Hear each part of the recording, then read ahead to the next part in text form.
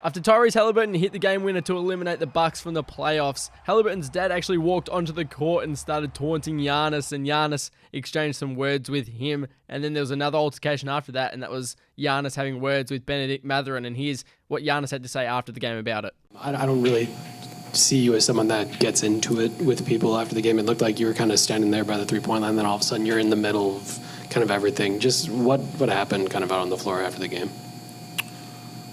Nothing. And this is the last thing I'm going to say. I won't talk a lot. We lost the game. It doesn't really matter. One thing I'll say is that I believe like being humble in victory. That's how I am.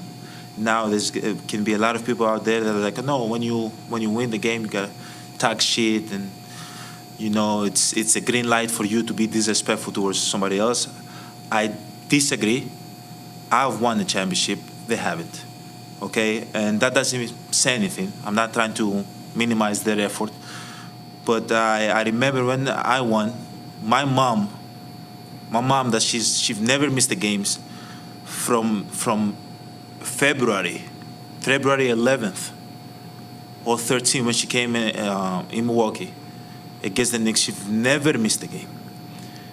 When we won the championship, I remember my mom, she was scared to cross. She was like, am I allowed to come and hug my son? I see, except now my brother does media. For this year, he wants to come back and play. But like, except in that, you've never seen my family like see courtside. See, this is not something that we do. We don't.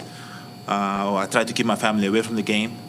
But losing the game, emotions run high. Having a fan, which at the moment I thought he was a fan, but then I realized it was Tyrese's son, which I love. Tyrese, I think he's a great competitor. He was his dad, sorry. Coming in the floor and showing me his son a towel with his face. This is what we do. This is what we effing do. This the F we do. This.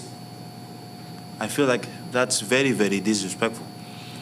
You know, my dad, if you guys go and ask and learn, my dad's not with us no more.